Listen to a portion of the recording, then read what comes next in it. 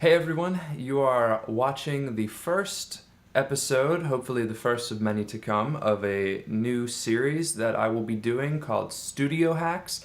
I am your host, Daniel Carbael. Basically, just what I want to talk about in the whole series is things that are kind of production, engineering, performance-based tips and tricks that I've come across just from doing a lot of sessions with a lot of different people in a lot of different environments. These are going to be focused a little more on the do-it-yourself type, maybe home project studio. These are just a few things that I have run across that I think might help you out. So basically, in this first episode, what I'm going to be talking about is drums.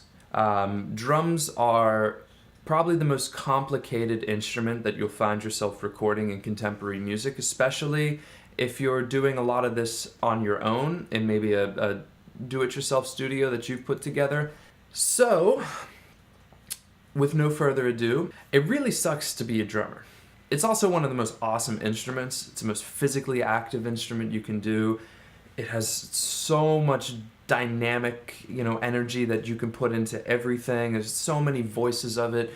But it really sucks to be a drummer. And I'm going to tell you why. Because drummers get kind of no love in this whole thing, You call up a guy, you say, hey man, I got this studio session, I'll give you $5 for it.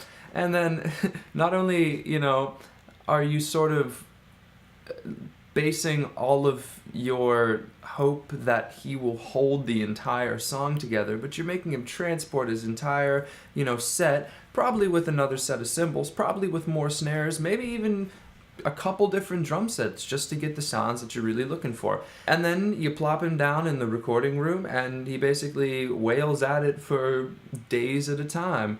And that's really, really tricky. And I think the thing that as producers or as engineers that we owe drummers is that the tracks come out sounding really good. There's nothing worse than being, any sort of instrumentalist or musician or whatever, going to do a recording session, taking time out of whatever you're doing. Maybe you're doing it for free, maybe you're doing it for friends. I mean, maybe you're doing it for $1 million, but at the end of the day, what do you want out of it? You want something that's a good representation of yourself. I think that's something that we owe to drummers, considering how much of a pain it is to actually, be a drummer. So, first things first, let's talk about, in this episode, things that we can do to make drum recording sessions turn out better. And these are things that we're not even going to touch the recording software. We're not going to touch any outboard gear. We're just going to set the framework and set the foundation so that, we can have a really great experience without necessarily, having to spend 3 hours tweaking our snare drum compressor just to get the right type of sound or whatever. First things first, your drummer comes into the studio. He's got a drum set, or the studio has a drum set. First thing that you want to do is you want to have him set up in a way that he's comfortable. You want to have him play around a little bit, and you want to listen to the drum kit in the room first. The point of that is to diagnose any potential issues with the drum set or with the way that the drummer is playing it. The last thing that you want is for your guy to be, bashing everything and trying to get everything perfect and with great drum takes, and then you find out that every time he hits his kick drum, there's a squeak from the drum pedal beforehand.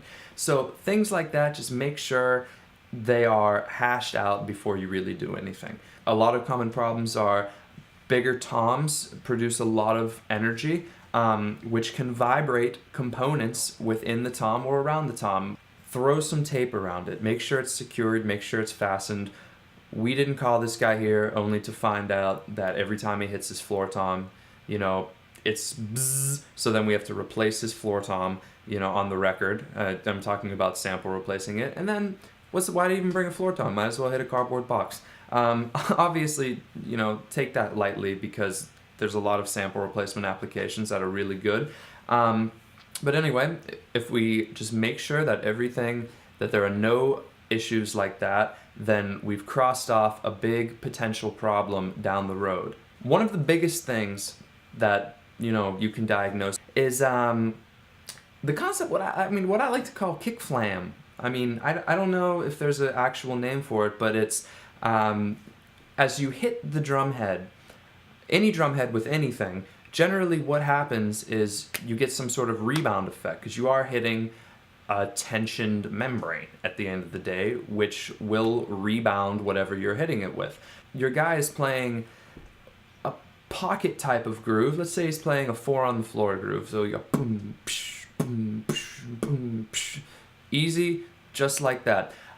Your kick drum is hitting every single quarter note. So your kick drum's hitting on every single beat, providing the pulse through the whole thing. What you don't want to happen is every time he hits his kick drum, it goes like that, bounces off real quick, and then double taps. And I've seen that a lot of times on very professional recordings that has gone completely unnoticed by everyone.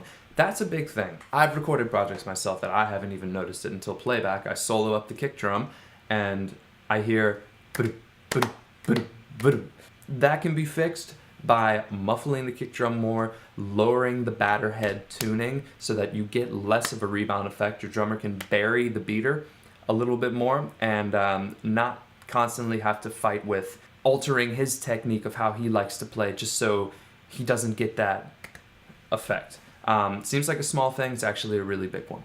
A lot of the thing as well, drummers, you get a drummer into the studio, he's got a very consolidated, very small setup with maybe a lot of drums, a lot of cymbals, everything's extremely low, there's this much space between where the ride cymbal is and where his second rack tom is. Even though it might be uncomfortable for him to alter his setup because that's a setup he knows, that's a setup he's practiced on and everything, as a producer or engineer or both, it might be in your best interest to say to him, listen, let's move around your setup a little because it's going to make your drums sound better on the track anyway. If you tell the drummer that his drums will sound better, he'll do kind of a lot of things to help you out. When you have a drummer who has, rack tom and has a cymbal right here, the best that you can hope for is to put the mic straight in which case, yes, you're picking up the drum, but remember where that cymbal is? Right on top of it. So you're picking up an equal amount of cymbal and drum. That's going to make your tom sound really funky in the mix, especially if you're looking for a big, powerful tom sound.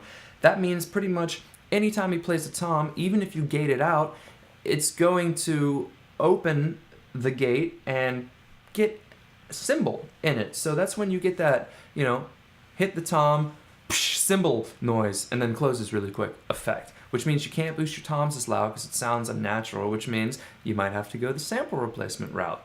And the guy didn't bring a tom just so you could, say, whatever, and sample replace it. Here's a really important one that I find that, it seems like not a lot of people do, and I'm sure a lot of people do it, and I'd like to hear someone else's take on it. So if you have a different take on this, comment below and let me know kind of what your method is. I discovered this through a lot of trial and error. I was recording drummers and it has to do with the headphone mix that you're giving a drummer. Generally, what I like to do is have the drummer playing to a click or some sort of groove sample as well as some sort of basics demo track. So whether that's a guitar, whatever. So obviously you're feeding them the click, a good amount of the click. You're feeding them the demo instrument. Now, where do we go with making a headphone mix for a drummer of their own kit? You might think, the drums are loud enough, and I've seen a lot of people do this, say, I'm not going to give the drummer really anything, because he's sitting right there in front of him. There's enough bleed from the headphones that he might not necessarily need much, and a lot of drummers don't even, hey, that's cool, whatever, I'm totally fine with that. However, the thing to keep in mind is you want the drummer to hear the drum set in a way that's going to promote them playing it appropriately for the song. If it's a kick-heavy tune and the drummer can't hear the kick drum, that's kind of an issue, because then I don't want to say he's guessing, but he's not getting the full impact of what he's playing. In the same sense, most rock music, what is it? Kick drum, snare drum, boom. Think about it from this sort of perspective. You want a hard-hitting kick, a hard-hitting snare drum. You don't want him to be hitting his cymbals and riding on a hi-hat and hitting the snare at a softer volume. You want him to be cracking that snare and maybe keeping the cymbals a little more reserved. That way, you don't have to worry about excessive cymbal bleed, things like that. How do we make his headphone mix more conducive to the style of playing that you want? Your drummer's playing the overheads too loud. Let me tell you what you do. You crank the overheads to his headphones. That way, he's going to be hearing a lot of cymbal in relation to the rest of his drums because all that you're getting is overhead. This will make him play so that he hears less cymbal and more drums, giving you the effect that you want of more drums, less cymbal. We've all heard the John Bonham thing that apparently he played his cymbals relatively soft and his drums extremely loud, and that's how they got a lot of that big, percussive, hard-hitting, in-your-face drum sound. You understand what it means to play dynamically. It's just sometimes you might not be perceiving it in the best possible way. So if you're having issues with the drummer, try that technique. It'll probably work. Don't say that's what you're doing, but try it anyway.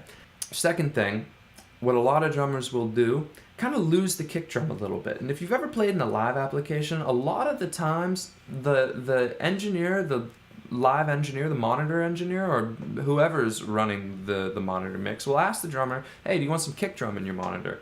That seems a little weird because the kick drum is right in front of him. But the thing about it though, is if you really think, what are the frequencies that get lost the easiest from a drum? And it's the low frequencies, because a lot of proximity effect comes into that. We're used to hearing a recorded drum from a microphone that's this far away from the head.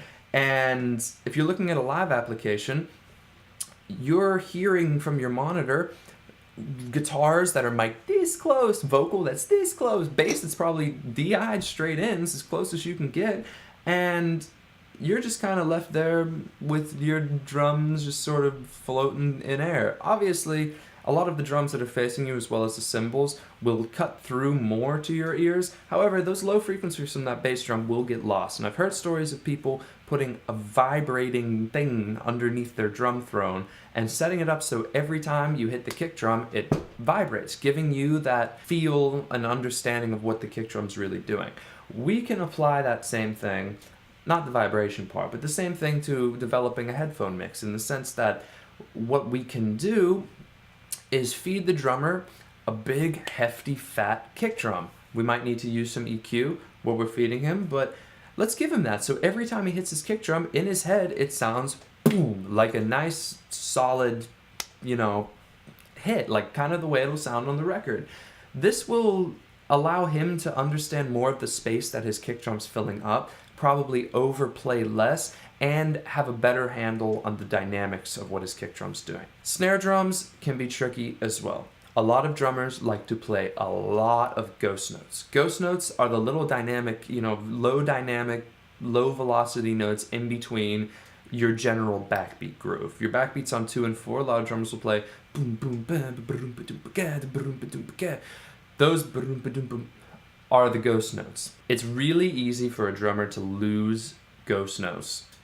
And when I say lose ghost notes, I mean to not hear the effectiveness of their ghost notes or what their ghost notes are really doing if you don't have a mix for their headphones set up correctly. And I've seen this a lot of times where a drummer will go in there, be able to hear the kick, be able to hear the snare, the big backbeats, the solid hits on the snare, but they're sort of guessing with the notes in between. So they're playing along and they're thinking, oh yeah, I'm just filling up the space with my ghost notes and everything. On playback, you hear most of the ghost notes aren't in like any specific rhythm with anything. And that can cause problems in certain styles of music. So what I've found doing sometimes, which works, is putting a pretty intense compressor on the snare bottom microphone and feeding that back into them. So that way it's choking down and compressing the ghost notes to a place where they're audible, and the ghost notes are almost as loud as the bottom snare from the backbeats and solid hits. This way you can push that, you can give that to the drummer in the headphones, and he can hear what he's doing with his low dynamic stuff, which is very important if you're going to be using any of that low dynamic energy to kind of fill out any sort of arrangement. So once you have a headphone level set up, once you have the mics on the kit in an appropriate way, the kit is set up so it's conducive for miking, nothing's squeaking, nothing's flamming on itself in a way that you don't want, you're ready to roll. And by roll, I mean play through the song, obviously keep it recording, and figure out what the mics are really sounding like. I've seen in way too many sessions engineers recording things that are broken. And what I mean by that is you might have a bad patch, you know, through a piece of equipment. You might have a bad piece of equipment. You might have a bad mic. You might have a bad cable. And you have to go through and listen to each drum one by one soloed. Not to really get an idea for, oh, how can we make this sound great in its own, just to make sure nothing's broken. Very important, and a lot of the time, people don't necessarily pay that amount of detail to it. Like I said, again, if your guy brought 19 sets of cymbals so that you can find the perfect one, and your spot mic on the ride cymbal is broken, it's kind of, I guess, a little bit, I don't want to say disrespectful, but it is, yeah, it's disrespectful to the drummer for coming to your session, doing the work that you've hired him to do, and then, you know, you're not delivering on your end. So very important, make sure you solo up your mics, and so you can diagnose any issues with the mic making its way to the recorder. Now that you have everything set up, you are ready to roll. And don't roll just yet, sample the drum set. Oh my God, sample the drum set. Make samples, snare drum samples, kick samples, with all of the mics going on, not just the close mics, everything up. I can't tell you how many times I've gotten sessions that the end of the song, there'll be a big bam, nice, you know, cymbals ringing out everything with the guitars and all that stuff. And the thing that you hear is, let me demonstrate. End of the song, bam. See, very simple. Hit the cymbals, put your sticks down. Now, because you hit the cymbals, you have a tail. That comes through the cymbals. And if you don't have samples of your cymbals being hit, of all of your drums being hit in a specific way, you're gonna have a really interesting time figuring out how to make a realistic sounding cymbal crash at the end that sounds like the drum set you're recording and doesn't have, you know, any sort of extraneous noise in it. Always, always, always do a rough mix of your drums while you're tracking them. If I had $1 for every session that I ever saw, that I've ever received, that the drum mix was all the faders at 0. And I know a lot of people will argue with that and say, oh, well, you should track and make things sound good with all the faders at 0. I don't necessarily agree with that. I think you should have a mix inside of your workstation that is good and realistic to the standard of what a lot of other engineers will do. I think that you should have a mix with different levels that's realistic sounding, because a lot of those issues, again, you won't be able to diagnose. If you think about it, an overhead, which is, you know, 3 feet away, that's peaking at -6 dB, is going to be a lot louder than a close mic snare drum that is peaking at -6 dB.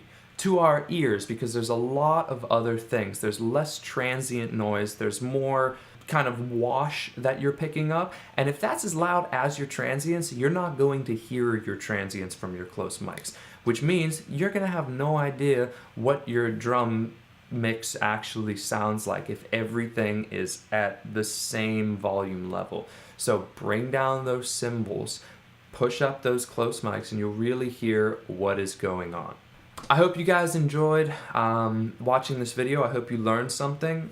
Next week, we are going to talk about how we can use the tools we have on the computer to help enhance and correct and just generally get better sounding and better functioning drum recordings.